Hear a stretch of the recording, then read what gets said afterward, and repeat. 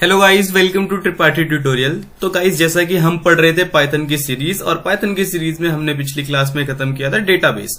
तो पाइथन को डेटाबेस के साथ आप कैसे कनेक्ट कर सकते हैं, और हमने यहाँ पर एक क्रड एप्लीकेशन भी बनाया था डेटाबेस कनेक्टिविटी के साथ, जहां पे आप क्रिएट कर रहे थे पाइथन की मदद से ही आप एक डेटाबेस क्रिएट कर रहे थे, और फिर रीड कर रहे थे, उसे अपडेट कर रहे थे, ठीक है, और आप डिलीट कर रहे थे। तो हमने एक क्रड एप्लीकेशन टाइप बनाया था प्रीवियस क्लास में डेटाबेस कनेक्टिविटी के साथ पाइथन में। तो गाइस, आज की क्लास में हम स्टार्ट करने वाले हैं ऊप्स कॉन्सेप्ट। जैसा कि मेरे पास काफी लोगों की रिक्वेस्ट आ रही थी कि ऊप्स कॉन्सेप्ट स्टार्ट करो, तो इसीलिए अब हम पहले ऊप्स कॉन्सेप्ट स्टार्ट करने जा रहे हैं। तो चलिए समझते हैं और चीजों को देखते हैं। तो गाइस, जैसा कि आप जानते हैं कि हमारा जो ट्यूटोरियल है, यहां पर हम क्या करते हैं कि पहले तो कॉन्सेप्ट्स क्लियर करवाते हैं।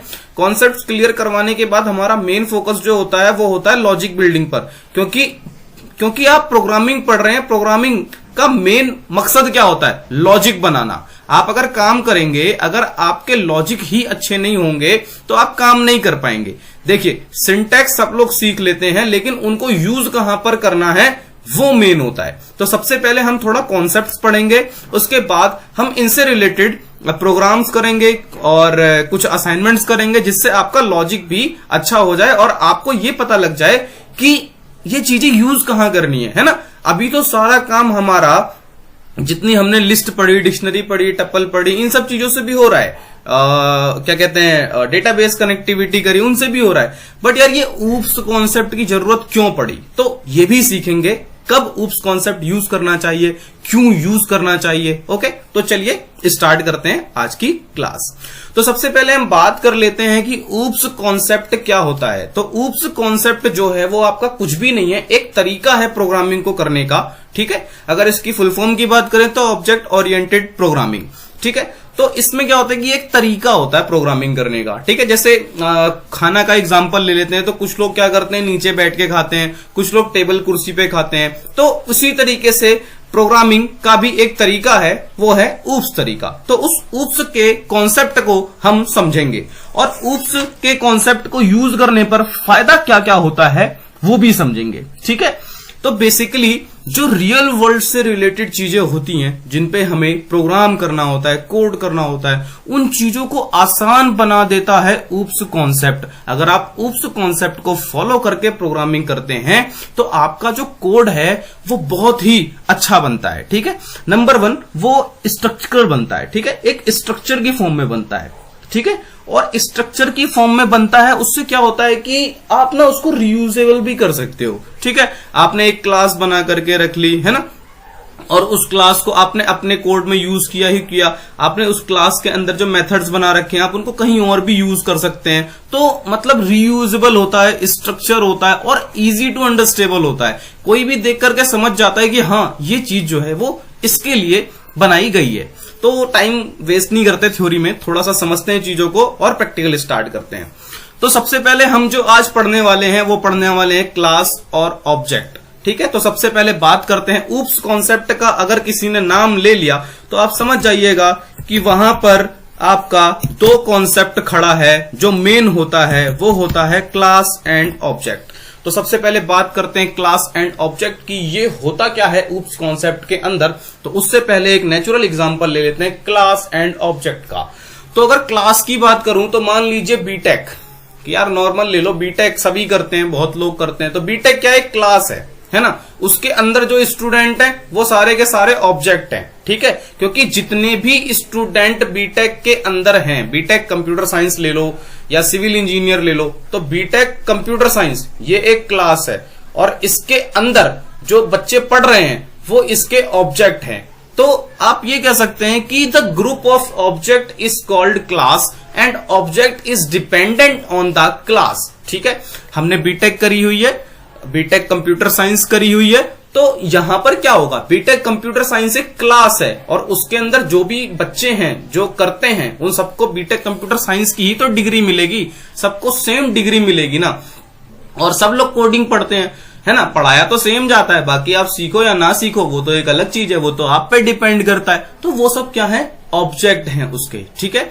तो जो ऑब्जेक्ट्स होते हैं उनके पास क्लास की शक्तियां होती हैं क्लास की शक्तियां होती हैं। जैसे बीटेक के अंदर पढ़ाया जाता है सब कुछ, जावा पढ़ा देंगे, सी पढ़ाते हैं, तो सबको पढ़ाते हैं वो, ऐसा तो नहीं है किसी एक बंदे को पढ़ाते हैं। तो सारे ऑब्जेक्ट के पास उसकी क्लास की शक्ति होती है, ठीक है।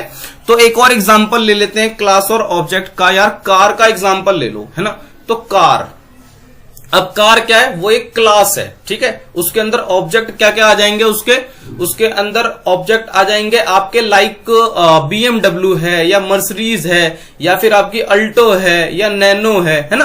तो एक क्लास है, उसके अंदर ऑब्जेक्ट्स डिफाइन हो जाते हैं, ठीक है।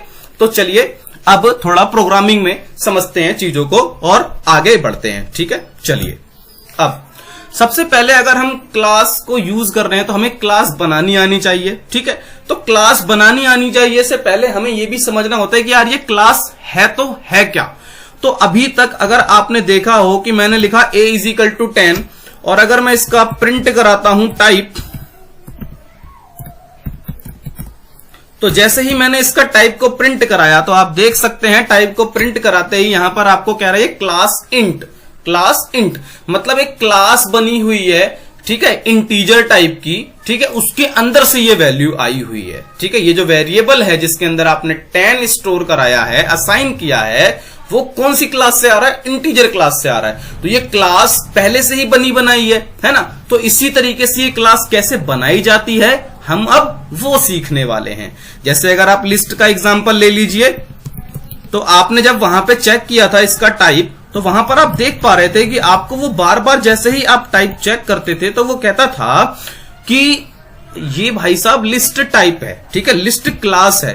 तो ये क्लास जो है ये बनी हुई है, ठीक है, बैकएंड में पहले से ही ये क्लास बनी हुई है। लेकिन ये क्लास कैसे बनती है वो हम सीखने वाले हैं। तो देखिए यहां पे कह रहा है क्लास लिस्ट, ठीक है। तो क्लास कैसे बनाई जाती है, क्लास पे कैसे काम होता है, वो आज हम सीखेंगे। तो चलिए स्टार्ट करते हैं। तो क्लास बनाने के लिए आपको नॉर्मली CLASS क्लास लिख दीजिए और जो भी वेरिएबल आप जो भी इसका नाम रखना चाहते हैं क्लास का, वो नाम आप रख दीजिए, ठीक है। तो मैंने बीटेक रख दिया इस क्लास का नाम और कॉलन लगाएंगे। कॉलन लगा करके आप इसके अंदर काम स्टार्ट कर देंगे, आपको जो भी काम स्टार्ट करना है। तो अभी मैं कुछ नहीं कर रहा, मैंने एक पास दे दिया, ठीक है, मैंने एक पास दे दिया। तो ये एक मैंने क्लास बनाई है, इस क्लास को मैंने नाम दिया बीटेक, ठीक है, बीटेक नाम की क्लास दी है और उसको मैंने पास कर दिया। तो जब हम क्लास बनाते हैं तो उस क्लास को यूज कौन करेगा, यार बीटेक है, बीटेक तो एक क्लास है, बीटेक मान लो एक क्लास है, बीटेक एक क्या है आपका कोर्स है। तो उसको करता कौन है, बच्चे करते हैं ना, मतलब हम लोग क्या है ऑब्जेक्ट हैं, ठीक है। अभी मैं सिर्फ बीटेक कंप्यूटर साइंस की बात कर रहा हूं, सिर्फ और सिर्फ बीटेक कंप्यूटर साइंस एक क्लास है, उसके अंदर ग्रुप जो है उसका वो कौन सा ग्रुप है, आप बताइए कौन सा ग्रुप है, स्टूडेंट्स का ग्रुप है। तो वो जो सारे के सारे जो स्टूडेंट्स हैं वो ऑब्जेक्ट है उसके लिए, ठीक है। तो इनको यूज, जो बीटेक है उसमें पढ़ता कौन है, स्टूडेंट पढ़ते हैं। तो क्लास तो बन गई, अब क्लास के अंदर की सारी चीजें जो सी लैंग्वेज है, जो डेटा साइंस है, मशीन लर्निंग है, जावा है, वो कौन पढ़ेगा, स्टूडेंट पढ़ेंगे। तो क्लास को एक्सेस कौन करेगा, ऑब्जेक्ट्स करते हैं। तो स्टूडेंट बोलिए या ऑब्जेक्ट बोलिए। तो क्लास का ऑब्जेक्ट कैसे बनाते हैं हम, सिंपली बीटेक है तो मान लो एक शुभम नाम का लड़का है, वो बीटेक क्लास का है, तो एक वेरिएबल बनाओगे आप, वेरिएबल आप किसी भी नाम का बना सकते हैं, ऑब्जेक्ट आप किसी भी नाम का बना सकते हैं, और आप इस तरीके से सिंटेक्स लिखोगे ऑब्जेक्ट को क्लास से एक्सेस कराने का। तो अब क्या है, इस बीटेक के अंदर जितनी भी शक्तियां हैं वो सारी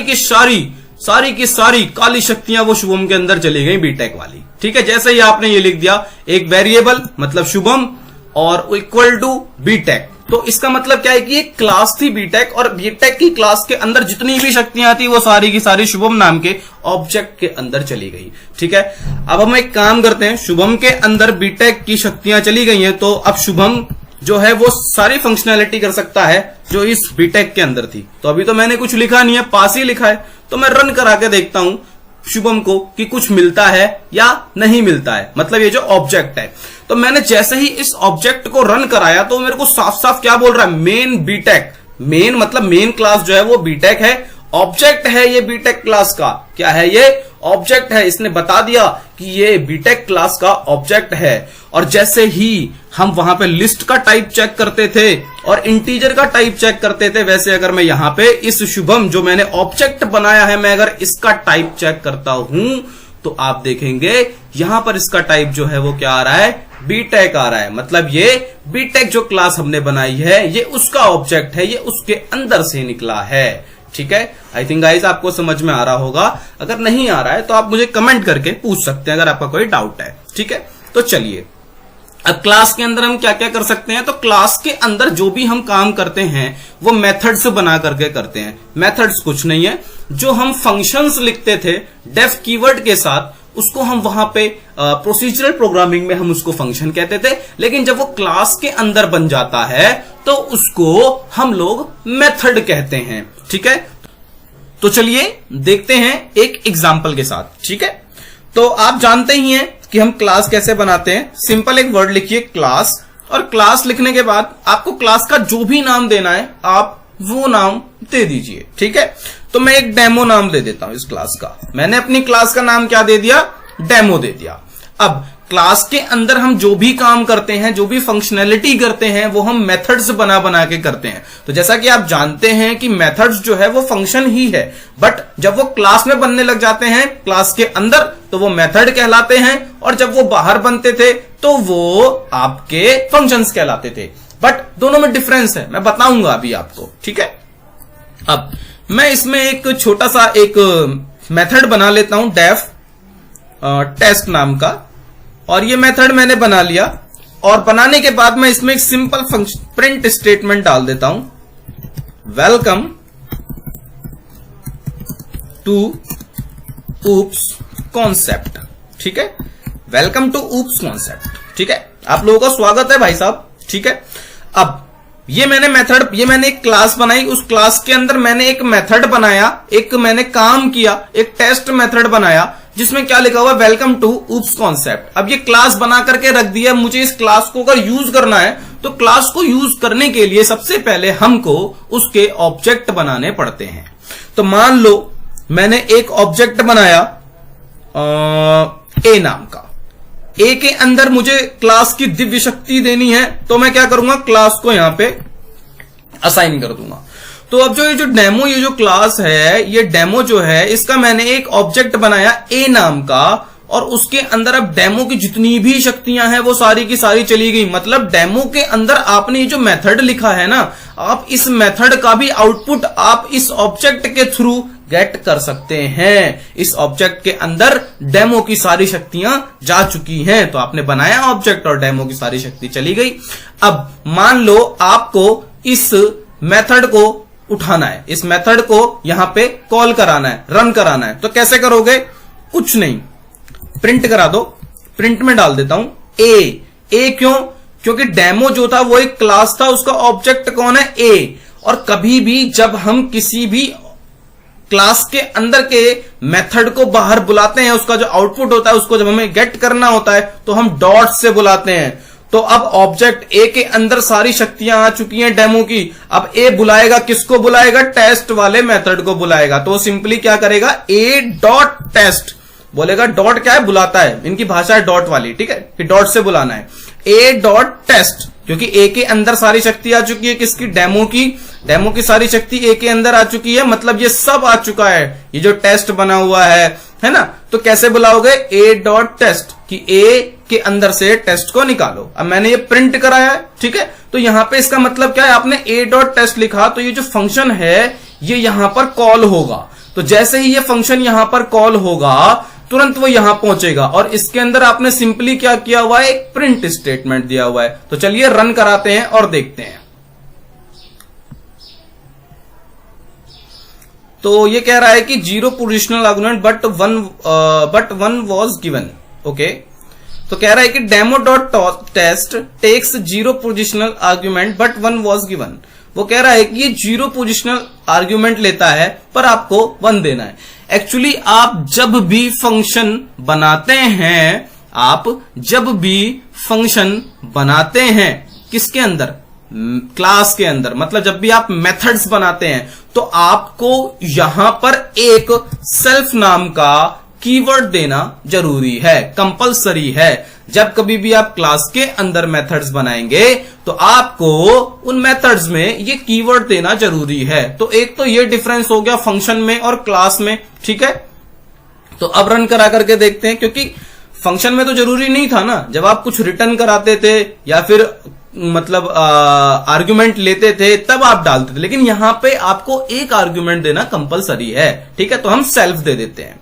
तो आप देख सकते हैं जैसे ही मैंने ये सेल्फ डाल दिया तो तुरंत वो सेटिस्फाई होगी कंडीशन और उसने उसको रन कराया, तो आपको मिल गया वेलकम टू ऊप्स कॉन्सेप्ट, और फिर नीचे मिल गया नन।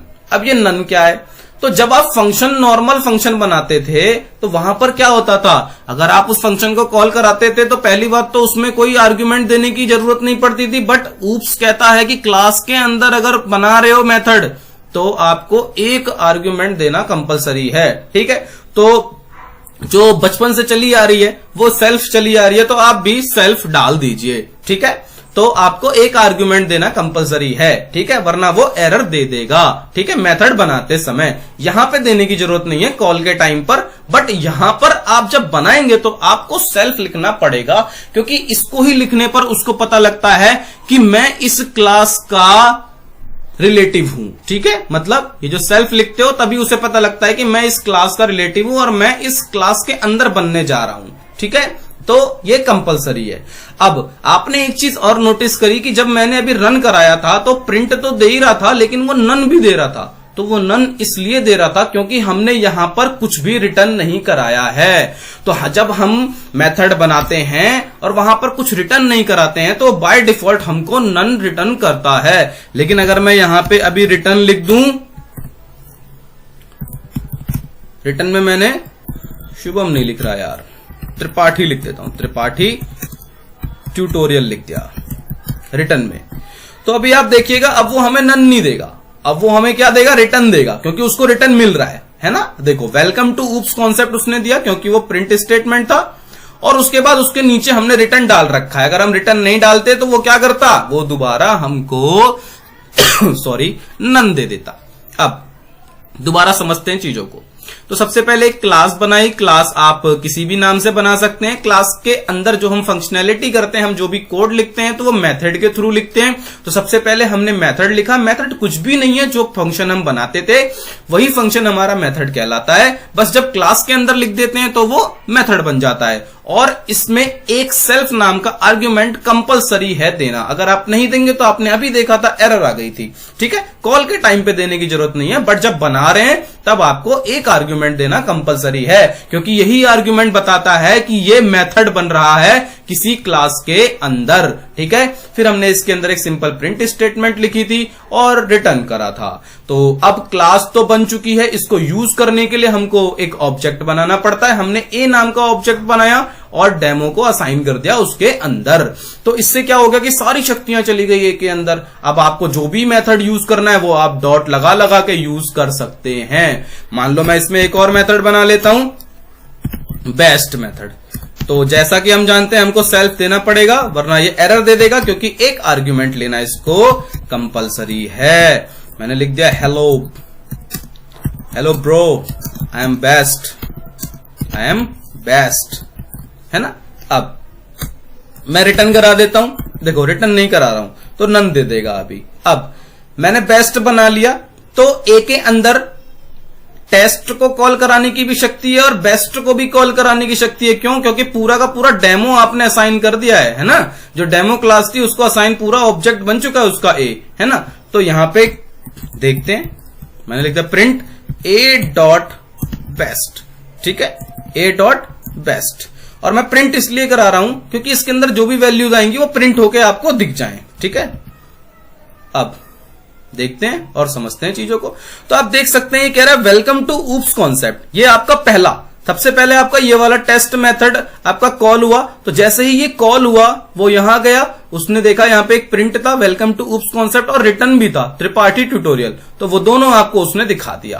फिर उसके बाद क्या था, आपने बेस्ट मेथड को कॉल कराया था, बेस्ट मेथड में गया तो hello bro I am best ये भी दिखा दिया, बट इसमें आपने कोई चीज रिटर्न नहीं कराई थी, इसलिए उसने आपको यहाँ पे नन दिया है। ये बहुत लोग बताते ही नहीं है कि ये नन क्यों आ रहा है, ठीक है, बट आई थिंक आपको समझ में आ रहा होगा ये नन क्यों आया है। और अभी अगर मैं यहाँ पे रिटर्न कर दूं तो ये नन आना बंद हो जाएगा, ठीक है। तो अब क्वेश्चन ये होता है कि क्या एक क्लास में एक ही मेथड एक ही ऑब्जेक्ट बना सकते हैं? नहीं, आप एक क्लास के बहुत सारे ऑब्जेक्ट बना सकते हैं, ठीक है, क्योंकि जो क्लास है वो बीटेक है मान लो एग्जांपल के लिए, पर उसके अंदर ऑब्जेक्ट तो बहुत सारे होते हैं ना, है ना, स्टूडेंट तो बहुत सारे पढ़ते हैं ना। मान लो बीटेक कंप्यूटर साइंस आपका एक क्लास है, उसके अंदर ऑब्जेक्ट जो हैं वो तो बहुत सारे हो सकते हैं ना। तो चलिए देखते हैं, अब समझते हैं, ठीक है, चीजों को। तो मान लो मैंने एक ऑब्जेक्ट और बना लिया बी नाम का। अब मैं बी नाम का ऑब्जेक्ट बनाता हूं, मैंने ये दे दिया डेमो। अब बी के अंदर भी सारी शक्तियां आ चुकी हैं जो ए के अंदर आई थी, ठीक है। तो मैं क्या करता हूं, मैं प्रिंट कराता हूं, मैं बी से कॉल कराता हूं बेस्ट वाले फंक्शन को, ठीक है, बी डॉट बेस्ट। अब देखो, अभी देखना, जब मैंने बी डॉट बेस्ट किया तो उस केस में क्या होगा, देखो वेलकम टू उप्स कॉन्सेप्ट ये आपका टेस्ट की वजह से आया, उसके बाद आपका hello bro I am best ये आपका ए डॉट बेस्ट वाले मेथड से निकल करके आया, और नन इसलिए आया क्योंकि आपने यहां पे कुछ रिटर्न नहीं कराया था। फिर आप देखेंगे नीचे दोबारा आ रहा है hello bro I am best और नन, ये आपका बी डॉट बेस्ट की वजह से आ रहा है क्योंकि आपने यहां पे एक और ऑब्जेक्ट बनाया है। तो आई थिंक गाइज आपको समझ में आ चुका होगा कि क्लास क्या होती है, ऑब्जेक्ट क्या होता है, और क्लास कैसे बनाते हैं, क्लास के अंदर मेथड्स कैसे बनाते हैं, ठीक है, और ऑब्जेक्ट्स कैसे क्रिएट करते हैं, और ऑब्जेक्ट के अंदर जो क्लास की काली शक्तियां आती हैं उनको हम यूज कैसे करते हैं। तो गाइज आज के लिए इतना ही रखते हैं, इसकी अगली क्लास में हम एग्जांपल्स देखेंगे ज्यादा से ज्यादा क्लास और ऑब्जेक्ट से रिलेटेड, ताकि आपको समझ में आए कि क्लास और ऑब्जेक्ट को हमें यूज कहां करना है और किस तरीके से यूज करके हम अपनी प्रोग्रामिंग को अच्छा बना सकते हैं, ठीक है। और हम अगली क्लास में देखेंगे कुछ और नए कॉन्सेप्ट। तो आज के लिए इतना ही रखते हैं, थैंक यू सो मच। अगर आपको ये वीडियो अच्छी लगी हो तो प्लीज यार सब्सक्राइब करो चैनल को, और ये वीडियो शेयर करो और लाइक करो प्लीज। Okay, bye bye.